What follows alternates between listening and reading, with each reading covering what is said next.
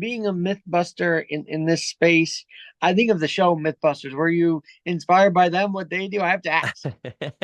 Yeah, I like that show actually quite a bit. They're so cool. Yeah, I think maybe sometimes. I think, oh, again, like the reason why we want to bust myths isn't just because it's like busting myths. Like, why do they bust myths on Mythbuster? Because they don't want falsehoods to proceed to go get out there.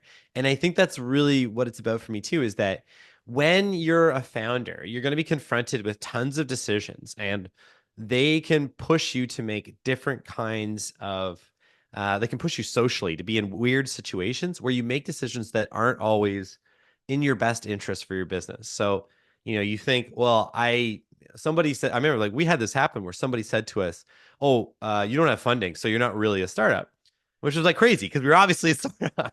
But, that's when you get this weird, like, oh man, should I be doing this? Am I doing this wrong? Like there's a credibility crisis piece that I think happens for a lot of founders. And I think the reason why we're busting these myths is to tell people it's okay.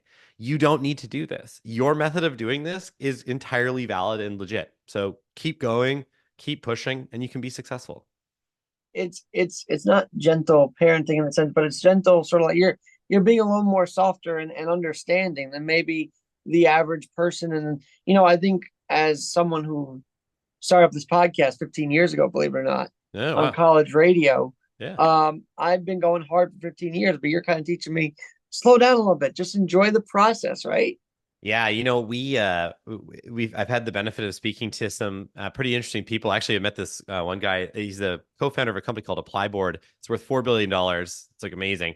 And but he founded it with his two other brothers. So he's trying to one up my brother and I. But anyway, and actually one of his brothers is a twin too. But one of the things he said that was really interesting to me was enjoy the journey. Like as you go through this, like that's the fun.